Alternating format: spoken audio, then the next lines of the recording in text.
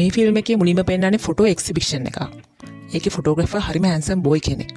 ඒක නිසා එක්සිබිෂන් එක බලන්න එන ගෑනු ළමයි ඔක්කොම ෆොටෝග්‍රැෆර්ට පිස්සු වැටලා තමයි ඉන්නේ. ඒත් ඒ හැන්සම් බොයිට පොඩි බබෙක් ඉන්නවා කියලා දැක්කම ගෑනු ළමයි ඔක්කොම ෂොක් වෙනවා. මේ සීන් එකෙන් පස්සේ ෆොටෝග්‍රැෆර්ගේ අතීත කාලයේ සිදුවීම් වලට තමයි මේ කතාව ගෙනියන්නේ. මේ ෆොටෝග්‍රැෆි කරන හැන්සම් බොයිගේ නම තමයි ෂෝන්. ෂෝන් කරන හැම වැඩක්ම හරිම ආසාවෙන් බලන් ඉන්න, ෂෝන්ට කැමැත්තෙන් ඉන්න, ෂෝන්ගේ පස්සේ නිතරම එන ගෑනු ළමයෙක් ඉන්නවා. ඒ ගෑනු ළමයාගේ නම තමයි නාම්. හැබැයි නාම් කියන්නේ එච්චර ලස්සන ගෑනු ළමයෙක් නෙමෙයි. එයාගේ අම්මා ලස්සන වුණත් එයාගේ තාත්තා විදියයි කියලා තමයි එයාගේ නංගි නම් කියන්නේ. නාම්ගේ තාත්තා ඉන්නේ ඇමරිකාවේ. ෂෝන්ට වඩා නාම් වයසින් අඩුයි.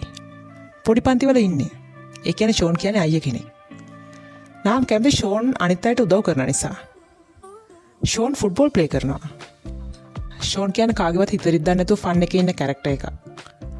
නාම් ෂෝන්ට කැමතිත් ඒක නිසාමයි. නාම්ට ෂෝන් දකින්න නැතුව ඉන්නම බෑ. පුළුවන් හැම වෙලාවෙම දුවන්නේ ෂෝන්ව බලන්න. හැබැයි ෂෝන්ට දැනෙන්නේ නැති වෙන්න. නාම්ට හොඳම යාළුවෝ 3 දෙනෙක් ඉන්නවා. හැබැයි සෙට් එකම ඉගෙන ගන්න නම් කිසිම උනන්දුවක් නැහැ. ඒක නිසා නාම්ගේ තාත්තා කිව්වා පන්තියේ පළවෙනි වුණොත් ඇමරිකාවට එන්න ටිකට් එකක් එවනවා කියලා. තාත්තව අවුරුදු 5කින් විතර දැකලා හිටියේ නැති නාම්ට තාත්තව කොහොම හරි බලන්න යන්න ඕන වුණා. ඒක නිසා කොහොම හරි පන්තියේ පළවෙනි වෙනවා කියලා හිතාගත්තා.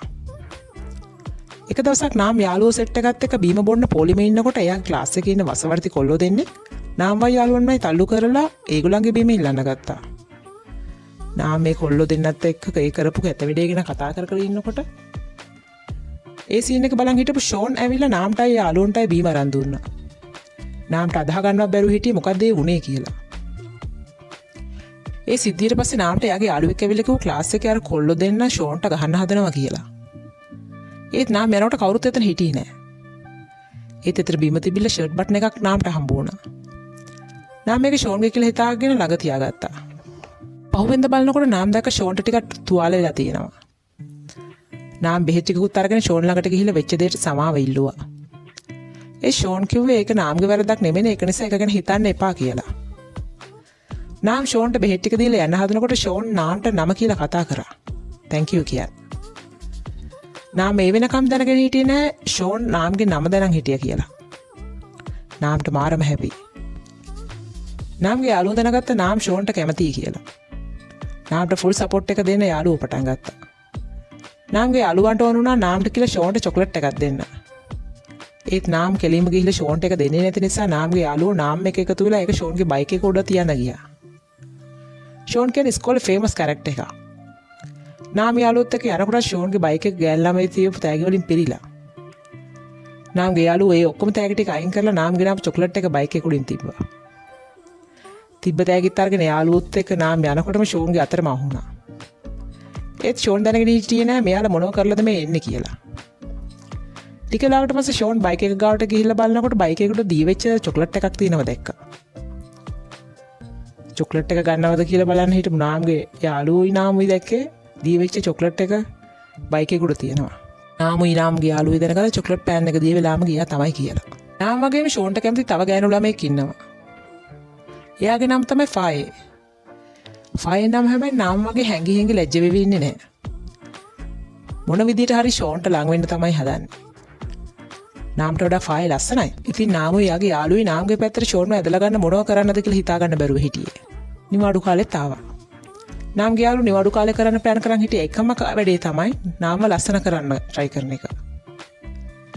පුළුවන් හැමදේම මේගොල්ලෝ කරා. ආයෙත් ඉස්කෝලේ පටන් ගත්තා. ටික කාලෙකින් ෆෙස්ටිවල් ඩේ එකට රන් වෙලා තිබ්බේ. නාම එයාගේ යාළුවොත් එක්ක ඩාන්සින් ක්ලබ් එකට ජොයින් වෙන්න හිතුවා. ඒත් ඒකට තෝරගන්නේ සුදු ලස්සන ගෑනු ළමයිව. යාළුවන්ගේ බලකිරීමට නාම මේ ක්ලබ් එකට ජොයින් වෙන්න ආවත් නාම දන්නවා ඒක ඒගොල්ලන්ට හරියන වැඩක් නෑ නෙමෙයි කියලා. ෂෝන්ට කැමති ෆයර් ඩාන්සින් ක්ලබ් එකට ජොයින් වෙන්න ඇප්ලිකේෂන් ෆිල් කරන්න ඇවිල්ලා හිටියේ. කට්ටිය මේ කිව් එකේ ඉන්නකොට ෂෝන් එයාගේ කැමරා එකත් අරගෙන නාම්ලා ෆයර්ලා ඉන්න තැනට ආවා. එතකොට ෆයර් ඇහුවා ෂෝන් ජොයින් වෙන්න මොන ක්ලබ් එකටද කියලා. ෂෝන් ජොයින් වෙන්න කැමතියි කිව්වේ ෆොටෝග්‍රැෆි වලට. එතකොට ෆයර් කිව්වා ෂෝන්ට ෆොටෝස් ගන්න මොඩල් කෙනෙක් ඕන වුණොත් එයාට කියන්න කියලා. හැබැයි ෂෝන් කිව්වා එයා කැමති මිනිස්ගේ ෆොටෝස් ගන්නට වඩා සීනරි පික්චර්ස් ගන්න කියලා. ඒත් ෆයර් අහපු නිසා ෂෝන් නාම්ගේ ළඟ හිටපු ෆයර්ගේ ෆොටෝස් ගන්න කැමති වුණා. ෂෝන් ෆයර්ගේ ෆොටෝස් ගන්න අතරේ නාම් හිමින් සැරේ ෆයිල් ළඟට ඇවිල්ලා ෂෝන්ගේ ෆ්‍රේම් එකට එන විදිහට මොඩල් කරා. ඒතර ෂෝන් නාම්ගේ වෙනසක් දැකලා කිව්වා නාම් ඔයා සුදු වෙලා කියලා. නාම්ට එයාගේ යාළුවන්ටයි මාර හැපි. ෂෝන් ගියාට පස්සේ ෆායේ නාම් ලස්සන නැති නිසා ඩාන්සින් ක්ලබ් එකට හරියන්නේ නැහැ කිය කී රණ්ඩුවට එන්න ගත්තා. ඒ දැකපු ඩාන්සින් ටීචර් රණ්ඩු කරන අයව එයාගේ ක්ලබ් එකට ගන්නේ නැහැ කියලා යන්න කිව්වත් රණ්ඩු උන ෆායට යන්න එපා කියලා ඉන්න කිව්වා. මේ සිද්ධියෙන් පස්සේ ෆායේ කැෆටේරියා එකට ගිහිල්ලා ඩ්‍රින්ක් එකක් හදාගත්තා. හැබැයි ෆායේ ඒකට ෆිෂ් සෝසුත් දැම්මා. මේක දැක්ක ෂෝන්ගේ යාළුවා පින් බලාගෙන හිටියේ ෆායේ මොකද්ද මේ ඩ්‍රින්ක් එකට කරන්න හදන්නේ කියලා. ෆායේ ඒක නාම්ට දීලා බොන්න කිව්වා. නාමුත් හිතුවේ ෆායේ මේ ආදරෙන් කතා කරන්න එයාත් එක්ක යාළු වෙන්න කියලා. ඒක නිසා නාම් ඩ්‍රින්ක් එක බොන්න හදනකොටම පින් ඇවිල්ලා ඒක නතර කරලා නාම්ට විස්තරේ කිව්වා. පින් එතනින් ගිහලා ෂෝන් ඇතුළු තමගේ යාළුවෝ සෙට් එකටම ෆායේ කරන්න ගිහපු කැත වැඩේ ගැන කිව්වා. ෆායේ දැක්ක පින් විස්තරේ ෂෝන්ට කියනවා. ෆායට ලැජ්ජ හිතුණා. නාම්ට යාළුවන්ට කරන්න දෙයක් නැතුව ඉන්න අතරේ එයාලගේ ක්ලාස් ටීචර් නාම්ලට ඇවිල්ලා කිව්වා ඩ්‍රාම් ක්ලබ් එකට ජොයින් වෙන්න කියලා. ටීචර් කිව්ව නිසා ගියත් නාම්ලා ගියේ ටීචර්ස් ඩ්‍රාම් ක්ලබ් එකට ජොයින් වෙන්න බෑ කියන. ඒත් ඒක කියන හදනකොටම නාම් දැක්ක ෂෝන් ස්ටේජ් එකේ වැඩ කර ඉන්නවා. නාම් ටක් ගාලා කියන ගිහපු කතාව වෙනස් කරලා ඩ්‍රාම් ක්ලබ් එකට ජොයින් වෙන්න කැමති කිව්වා. ටීචර් ඩ්‍රාම පින් නාම් ස්නෝ වයිට් කැරක්ටර් එකට හරියන විදිහට මේකප් කරලා ලෑස්ති කරා. නාම්ව දැකපු ක්ලාස් එකේ ළමයි හැමෝම එයාගේ ලස්සන දැකලා පුදුම වුණා. ඒ ෂෝන් කිව්ව වෙනසක් නෑ වෙනද වගේමයි කියලා. මේක ඇහුණ නාම්ට ගොඩක් දුක හිතුණා එයාට. ඩ්‍රාම එකේ රිහර්සල් කරන දවසත් ආවා. ස්නෝ වයිට් ඇඳේ හාන්සිලා ඉන්නකොට ප්‍රින්ස් ඇවිල්ලා කිස් කර සීන් එක තමයි කරන්න තිබ්බේ.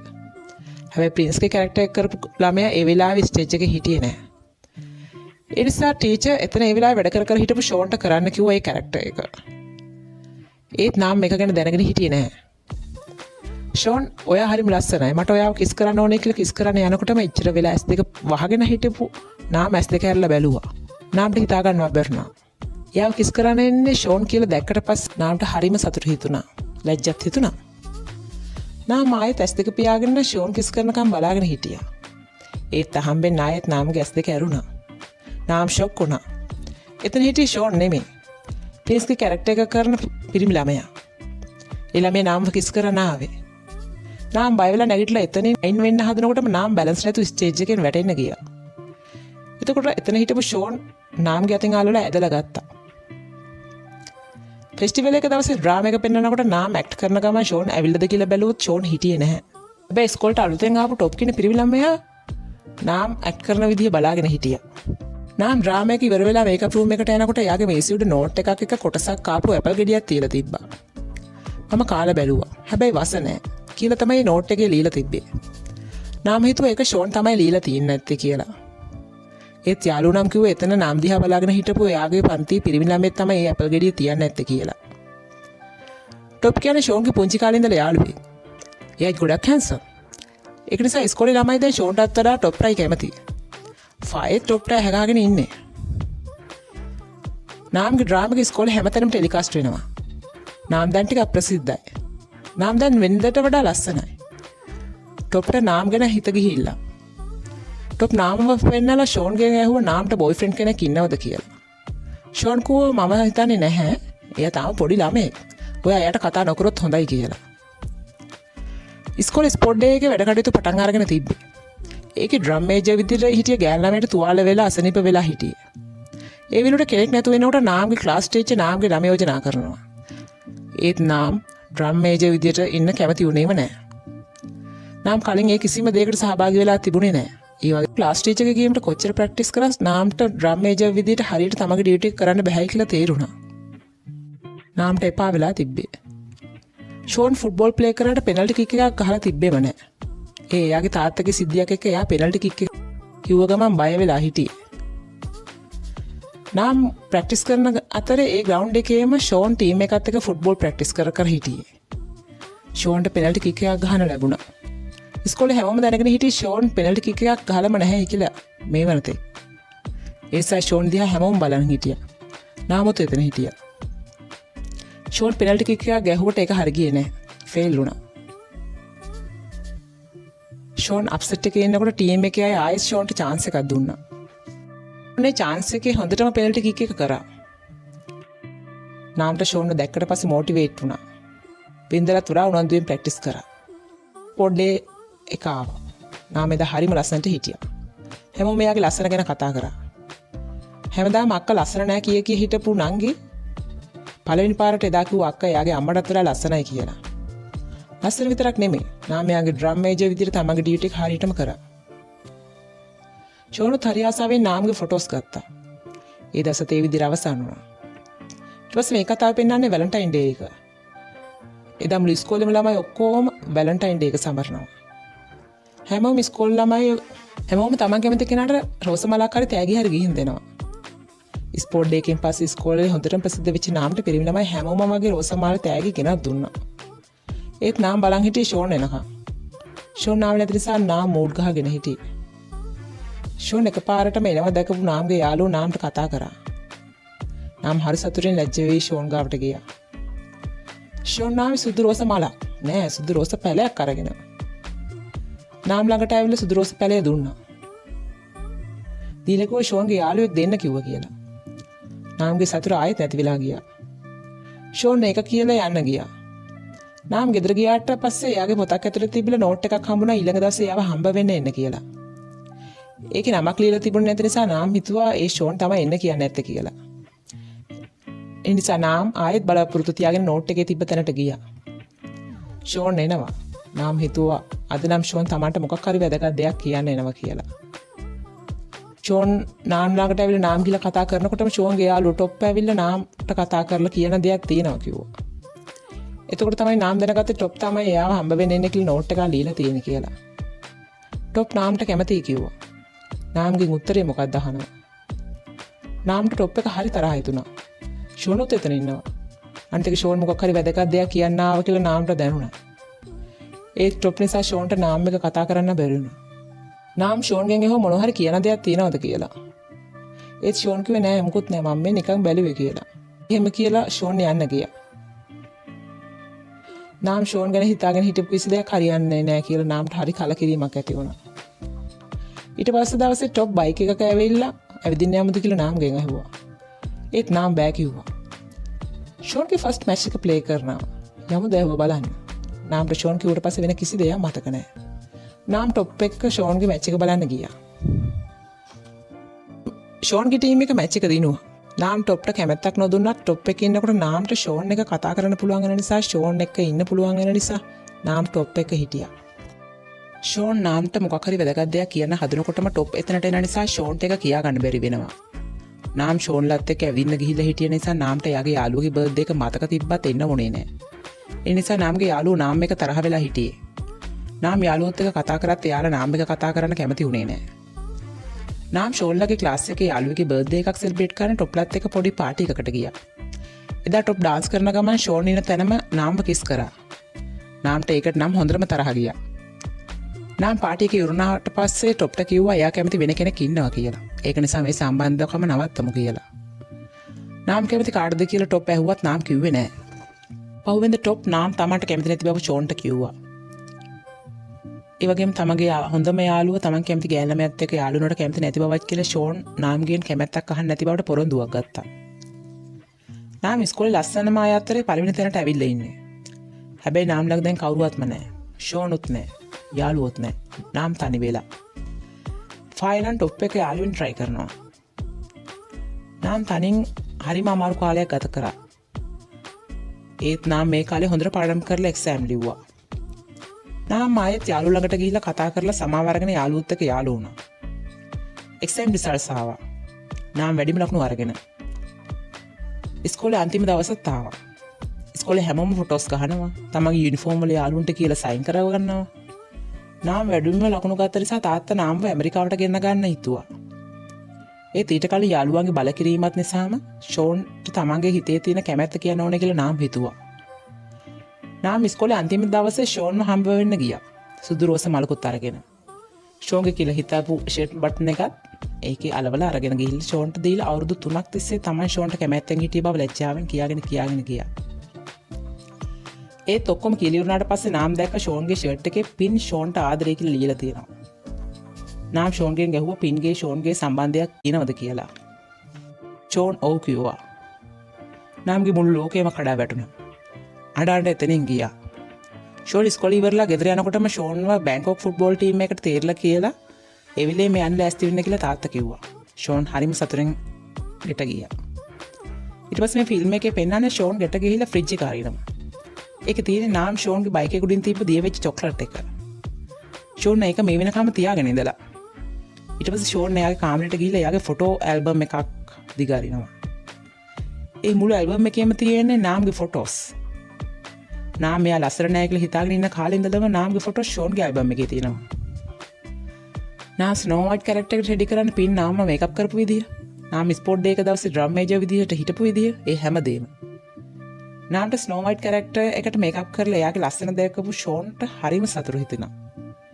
එයා ඒ වෙලාවේ වෙනද වගේමයි වෙනසක් නැහැ කියලා නාමට කියලා තියෙන්නේ. නාම වෙනද වගේම කියුට් කියන එක. ඒ විතරක් නෙමෙයි වැලන්ටයින් ඩේ එක දවසේ ෂෝන් නාමට ගෙනත් දීපු සුදු රෝස පැලේ ෂෝන් නාමට දෙන්නම හිතාගෙන පැල කරපු එක. ඒකේ ෆොටෝස් උත් එයා ඇල්බම් එකේ අලවල තිබ්බා.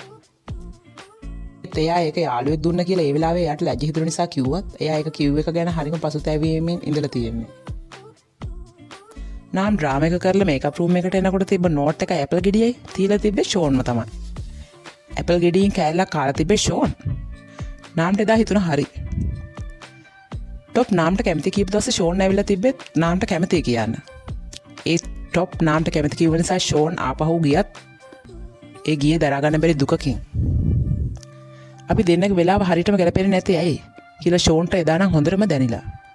නාම ටොප් එකේ ඉන්න හැම වෙලාවෙම ෂෝන්ට නාම එකේ ඉන්න පුළුවන් වුණා නම් කියලා හිතුණත් ෂෝන් හැමදේම අමාරුවෙන් දරාගෙන ඉඳලා. ටොප් නාම එක යාළු වෙන්න එපා කියලා ෂෝන්ගෙන් පොරොන්දු ගත්තත් ෂෝන් යාළුකම් වෙනුවෙන් ඒක අපකිරීම කරත් කැමැත්තෙන් නම් නෙමෙයි පොරොන්දුවට එකඟ වෙලා තියෙන්නේ. කොහොම වුණත් ෂෝන් යාළුට වෙච්ච පොරොන්දුව කඩ ගන්න බැරි නිසා අන්තිම මොහොත වෙනකම් නාමට තමන්ගේ කැමැත්ත කියන්න ගියේ නැහැ. ඒ නිසා ෂෝන් බැංකොක් යන්න කලින් ඒ ඇල්බම් එක නාම්ගේ ගෙදර දොර ඉස්සරහින් තියලා යන්න ගියා. මේ කිසි දෙයක් දන්නේ නැති නාම් ෂෝන් තමන්ට කැමති නැහැ කියලා හිතාගෙන හොඳටම අඬනවා. ඊට පස්සේ මේ ෆිල්ම් එක පෙන්නන්නේ අවුරුදු 9කට පස්සේ වර්තමානයේ. ඒ කියන්නේ මේ ෆිල්ම් එකේ මුලට ආයෙත් මේ කතාව සම්බන්ධ කරනවා. මුලින් ෂෝන් වඩාගෙන හිටපු පොඩි බබාව ෂෝන් ගිහිල්ලා බබාගේ අම්මට බාර දෙනවා. බබාගේ අම්මා පින්. ෂෝන් එයාගේ යාළුවගේ බබාව පින් වැඩ කරලා ඉවරනකම් බලාගෙන ඉඳලා ආයෙ ගිහින් දෙනවා. ෂෝන් ෆුට්බෝල් වලින් රිටයර් වුණාට පස්සේ ෆොටෝග්‍රැෆි කරන්න පටන් අරගෙන. අවුරුදු 9කට පස්සේ නාම පෙන්නන්නේ ඇමරිකාවේදී ඉතා සාර්ථක වෙච්ච ප්‍රසිද්ධ ෆැෂන් ඩිසයිනර් කෙනෙක් විදියට. එයා ආයෙත් තායිලන්තයට ඇවිල්ලා අම්මලව බලන්න එක්සිබිෂන් එකක් කරන්න හිතාගෙන. නාම දැන් ටීවී channels වල ඉන්ටර්වියුස් වලට ගෙන්නනවා. නාම දැන් හරිම ලස්සනයි. එක ඉන්ටර්වියු එකකදී ෂෝන්ගේ ඇල්බම් එක දීලා අනවුන්සර් නාම්ගෙන් අහනවා ඔයාට මේක මතකද කියලා. නාම් තමන්ගේ ආදර කතාව ඔක්කොම කියනවා. තමන් එයාට ඒකපාර්ශ්විකව ආදරය කළ බව, ඒ ආදරේ තමන්ව මේ අදින තැනට ගෙන ආව බවත් නාම් කියනවා. නාම්ගේ කතාවෙන් පස්සේ අනවුන්සර් අහනවා මේ ඇල්බම් එක අයිති කෙනා අද මෙතනට આવත් ඔයා මොකද කරන්නේ කියලා. නාම්ට ආයෙත් පුදුම හිතුණා. බලාපොරොත්තුවක් ඇති වුණා. නාම් බලනකොට ෂෝන් එනවා. නාම් බලාගෙන හිටියා. ෂෝන් නාම්ට එයා දීපු ෂර්ට් බටන් එක දීලා කිව්වා ඒක එයාගේ නෙමෙයි කියලා. නාම්ට ලැජ්ජ හිතුණා. අනවුන්සර් නාම්ගෙන් ඇහුවා ආඩම්පු ෂෝන්ට කියන්න තියනවද කියලා. නාම් හෙමින් ඇහුවා ඔයා බැඳලාද ඉන්නේ කියලා. ඒතර ෂෝන් කිව්වා මම ඇමරිකාවේ හිටපු ගෑන් ළමෙක් කෙනකන් ඉන්නේ කියලා. නාම්ට හරිම සතුටු හිතුණා. අන්තිමට අවුරුදු 9කට පස්සේ ෂෝන්ගේ නාම්ගේ ආදර කතාව සම්පූර්ණ වුණා.